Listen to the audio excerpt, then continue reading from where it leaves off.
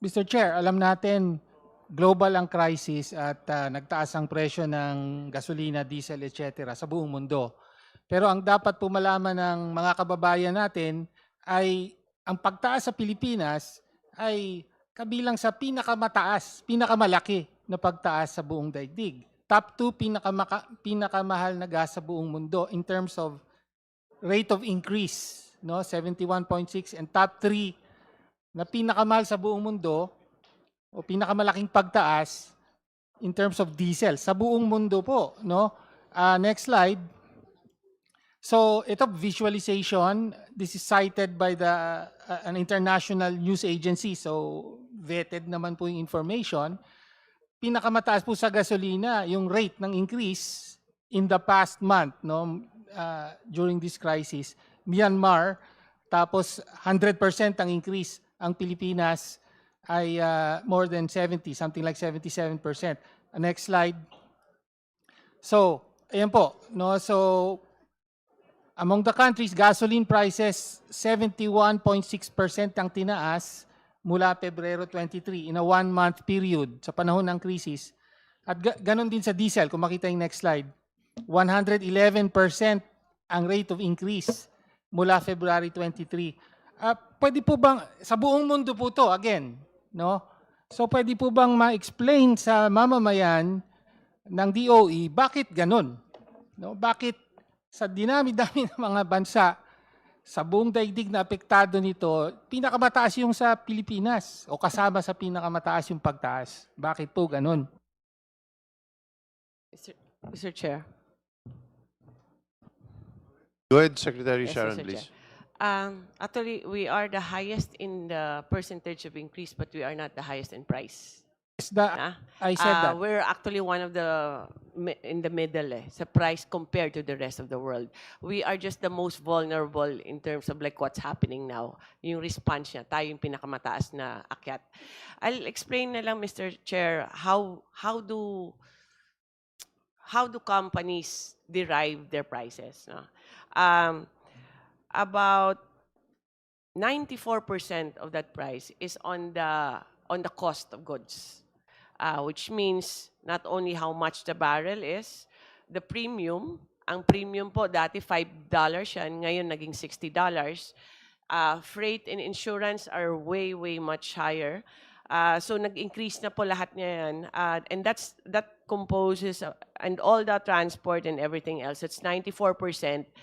Our taxes, depends kasi sa presyo ng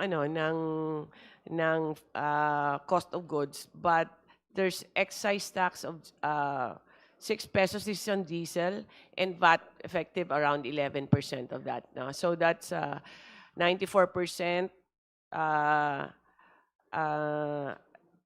Yung landed cost niya, tapos add mo yung VAT, and then you have to add the cost ng biofuel, which is about 3%.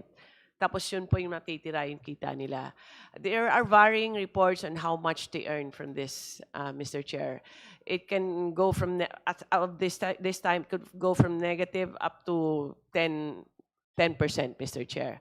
Yun yung structure niya. And we have confirmed this actually, Mr. Chair, when PNOC started buying. And true enough, lahat po to na presyo ng cost of goods are confirmed kasi yun din yung binabayaran ng PNOC. So, why are we highest in responding? I think it's our oil structure also of our industry. Kasi fully liberalized siya eh. And we don't have any buffers. We tax it. We don't have any buffers as into price control. Wala na tayong oil stabilization fund, unlike the other countries that are less vulnerable. Meron silang subsidy on their pump price, and they have their own source of oil, and also they have their own bigger refineries. We only have one as of today, sir. Only 30% yan galing sa refinery. So the structure of our oil industry is really very vulnerable to such events like this, Mr. Chair. So, thank you, Mr. Chair. Nabanggit niyo yung liberalized, pero hindi niyo nabanggit yung salita, deregulated. Tama po. So, essentially, yan ang ibig sabihin ng deregulation. Nasabi niyo rin, yung ibang mga bansa kasi, may proteksyon sa consumer. Sabi may mga subsidies kahit papano. Sa atin wala, diretsong pinapasa sa consumer yung pagtaas. Kaya po kasama tayo sa pinakamabilis na tumaas. Okay. Yun po ang nakikita natin ngayon. Ito ang ibig sabihin ng deregulation. Ngayon, ang concern po natin ay, at ito na yung pagtingin ng marami, yung usapin ng overpricing. Again, doon sa slide po, ang DOE po naglalabas ng parang 3 times a month yung inyong oil monitor. Di po ba? At doon, nandun yung global price, tapos meron kayong domestic prices for gasoline, diesel, kerosene, may isa pa, Kerosene. LPG. Okay. No, actually, I think it's just 3. At tinignan namin po yung over a 6-month period yung inyong oil monitor. Pero napansin namin, for the month of February, isa lang ang nilabas nyo. So wala po yung 2 weeks, yung crucial 2 weeks leading up to the war. Bakit po ganon? So baka pwedeng ilabas nyo. Ba't nga po ba hindi kayo naglabas? Mr. Chair, every week we actually do advisory. Baka walang changes at that time. I have to check that, Okay. Mr. Chair. But it's a regular activity we have every week. Yun nga, missing po ng dalawa.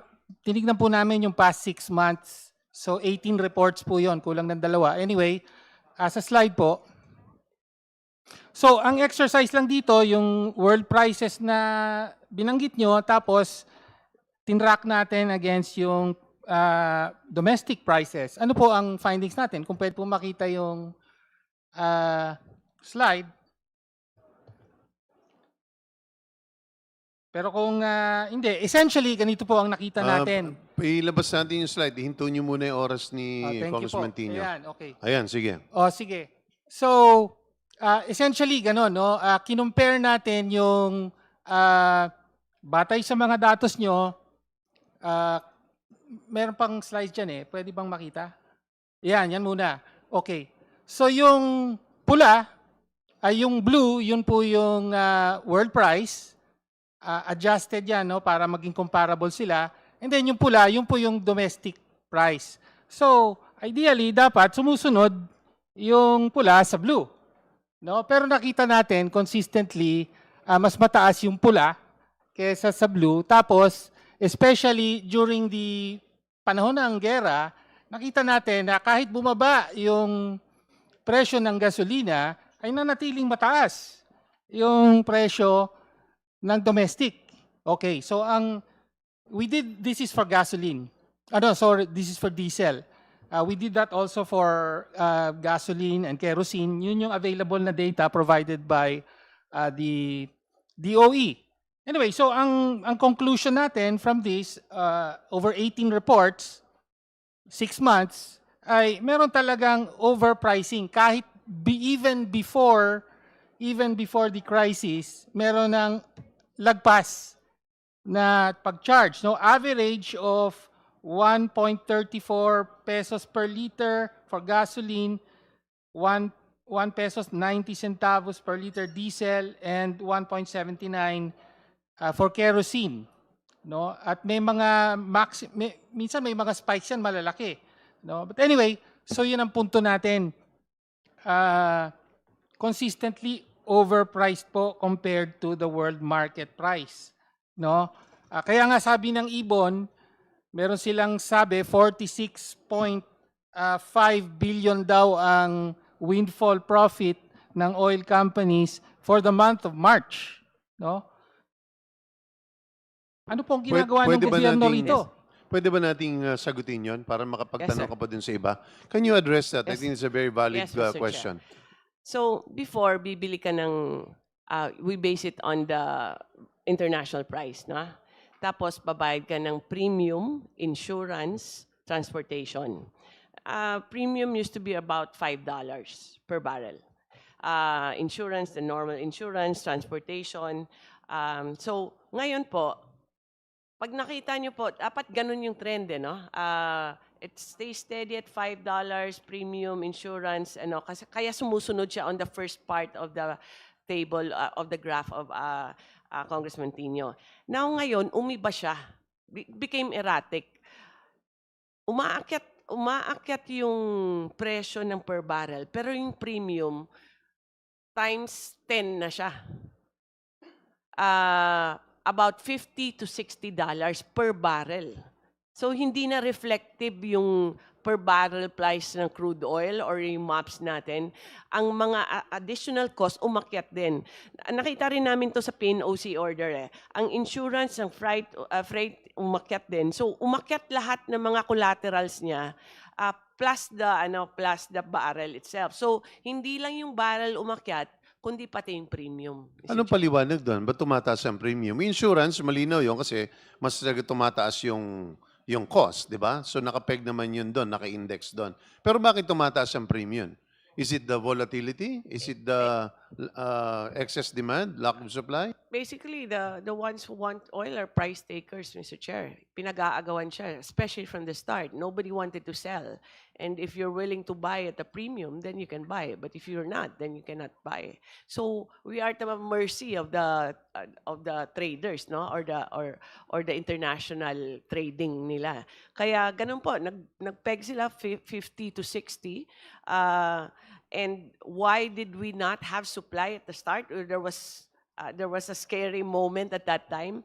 Kasi po ayaw magbayad sana ng ating mga oil companies ng premium because they thought na hindi papayagan ng gobyerno. And then that's why PNOC had to get in and pay the premium for their orders. Congressman Tino, please go ahead. Okay, thank you. Let me just note, Mr. Okay, ang explanation daw premium. Pero let me just point out na even before the crisis, up to previous 6 months, no, ay mas mataas pa rin consistently. So ang sinasabi natin, may overpricing pa rin compared dun sa movement nung global price o world price. Okay.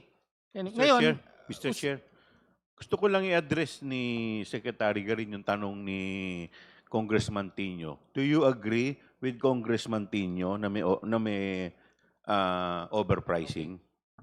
No, Mr. Chair. no. Okay. Yeah, go ahead. Go Oh, ahead, Congressman Tino. O malinaw po yun. Tingin ng DOE, walang overpricing. Sinasabi natin meron.